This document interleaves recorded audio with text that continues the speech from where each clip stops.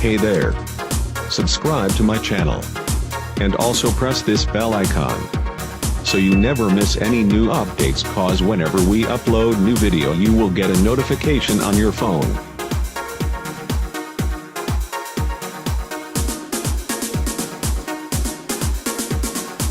Basic incident causation theory.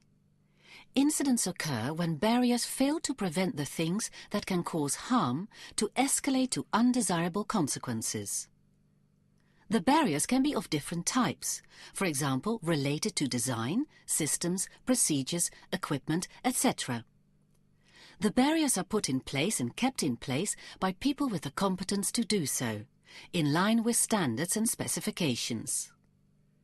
Incidents happen when people make errors and fail to keep the barriers functional or in place. For example, people doing the wrong thing, or people not doing what they should do. Human behavior theory. When trying to understand why a person has done something incorrectly, people often explain it as simply human error, or as part of their personality.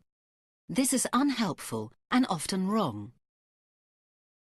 To learn from the consequences of the actions of other people and to understand why they took such actions, it is necessary to look at the bigger picture, that is, a system perspective.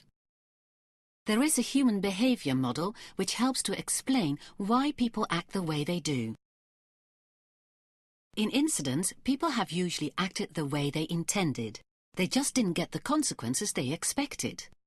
A person's mental plan wasn't clear or ill-conceived, resulting in a mistake and/or a violation. A barrier was broken and an incident happened. However, some actions that are based on the right plan also go wrong. These we call slips and lapses. A slip is when people intend to do one action but perform another one instead. When people forget to do something, this is called a lapse. Slips, lapses and mistakes are usually categorized as human error. Everybody suffers from lapses and slips. Often their likelihood is increased by situations that negatively affect human functioning. Examples are tiredness, lighting and noise levels, and sudden changes to routines. Usually these situations are the result of someone else's ill-conceived plan.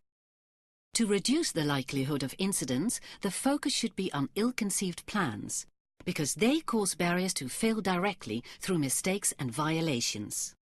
Indirectly, they create situations in which slips and lapses are more likely to happen, or result in systems in which a lapse or slip caused the last remaining barrier to fail.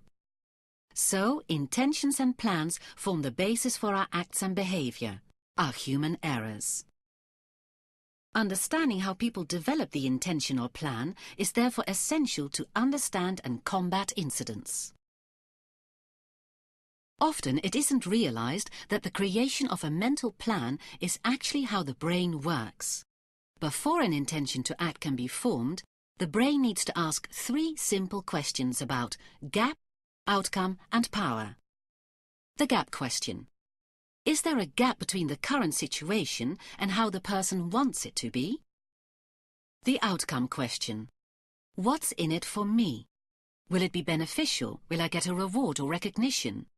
Will I be disciplined if I don't follow the rules? Is it more fun or pleasant, etc.? The power question. Does the person have the ability to make something happen?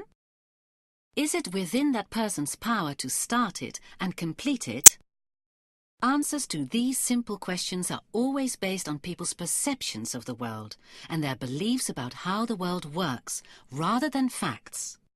In hindsight, best intentions can be wrong. In every incident, people thought they were doing the right thing, based on their beliefs and perceptions at the time. For them, their perceptions are their reality. Let's look at the answers in a simple example of somebody spotting an unsafe act that could result in a person seriously injuring himself. Gap. Potential for an incident. Outcomes when intervening. A warm thank you for pointing out the hazard. Satisfaction of having prevented injury. frustration if intervention isn't appreciated or effective. Outcomes when not intervening. Bad feelings when an incident happens that could have been prevented. Comments by others that you should have intervened. Power. Do I have the ability to make something happen? Yes, I'm sure that the potential for an incident is high. And I have intervened before. Or, no, I feel that I'm not senior enough to intervene effectively. Or, I don't have the competence to fully assess whether this isn't safe.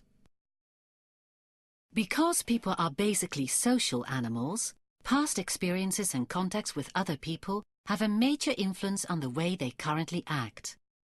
Family, friends and many others make up the influencing environment, which through our past experiences affects our beliefs and perceptions and hence how we act.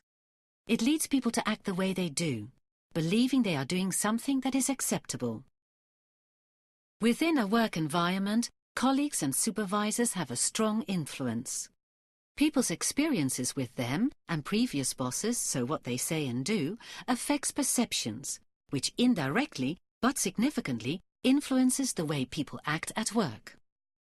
For an incident investigation, the whole system in which a person is working needs to be understood. For example, if someone breaks a rule, the reason why must be understood. We know their past experiences led to their beliefs about what they should do. So the question should be asked, what was the role of others in the influencing environment? Let's quickly think about an incident that has already happened. A mechanic loses part of his foot when the winch he was repairing started to rotate. Gap. The winch needed to be repaired quickly. Outcome. He expected to be commended for a quick repair of essential equipment. Power. He was a good mechanic and had worked like that before. People can see themselves in this influencing environment either as management, a colleague, a supervisor, or direct report. This means that everyone had a role to play in the overall system, which led to the person acting the way they did. To prevent incidents, it's necessary to look deeper to understand exactly why someone did what they did, and not just stop at blaming a person's attitude. What is your influence on the perceptions and beliefs of the people around you?